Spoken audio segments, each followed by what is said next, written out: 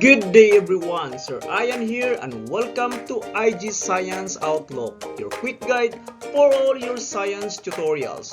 So let's get started.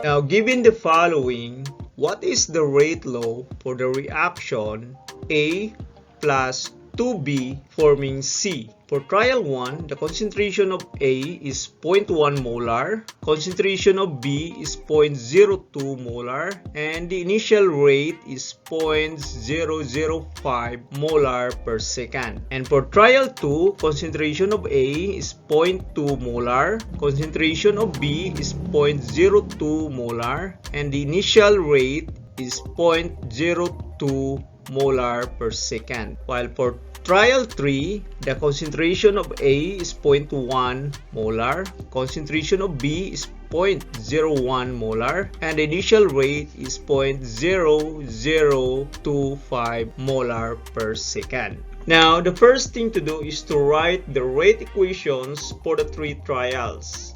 So for trial 1, we have rate 1 is equal to rate constant K times concentration of A raised to the power X times concentration of B raised to the power Y. For rate 2,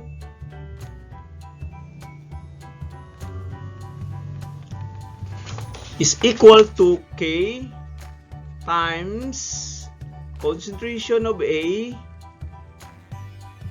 raised to the power X times concentration of B raised to the power Y. And for rate 3,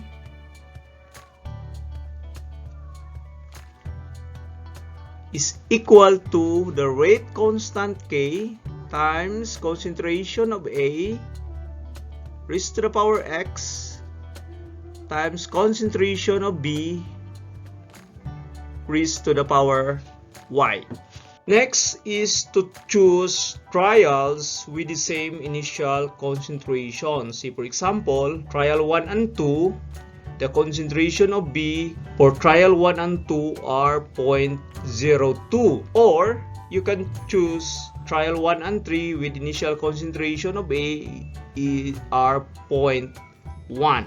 Next is to divide equation 1 by equation 2 and substitute the values of initial concentrations and initial rates. So we have here 0.005 is equal to the rate constant K times concentration of A, which is 0.1 raised to the power X times concentration of B, which is 0.02 raised to the power Y, divided by 0.02 equal to the rate constant K times concentration of A, which is 0.2 raised to the power X times concentration of B, which is 0.02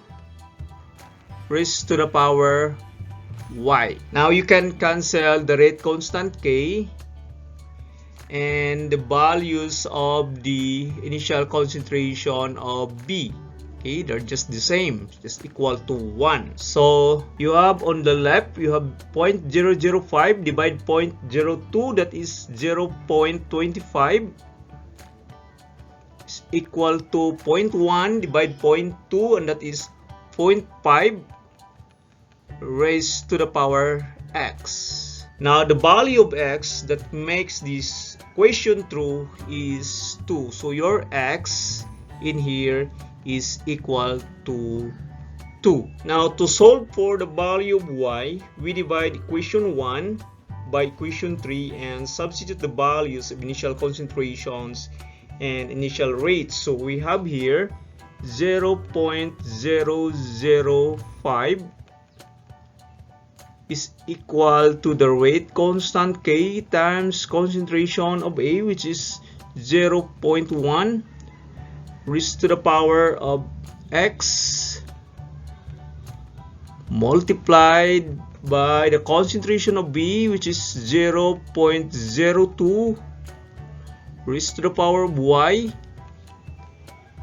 divided by 0.0025 is equal to the rate constant K times 0.1 raised to the power of X times the concentration of B, which is 0.01 raised to the power of Y.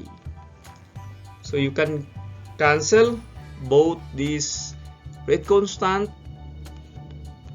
and the value of the initial concentration of A. So we have here on the left 0.005 divided by 0.0025 to give us 2 equal to 0.02 divided 0.01, which is equal to 2 raised to the power of Y.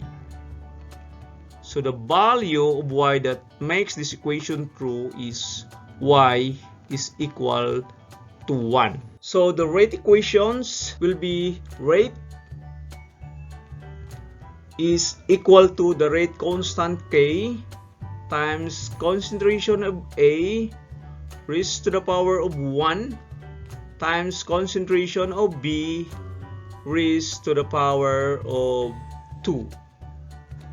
So it is first order with respect to A. First order with respect to A,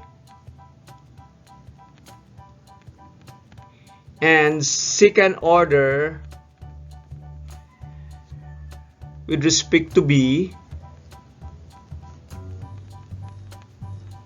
and third order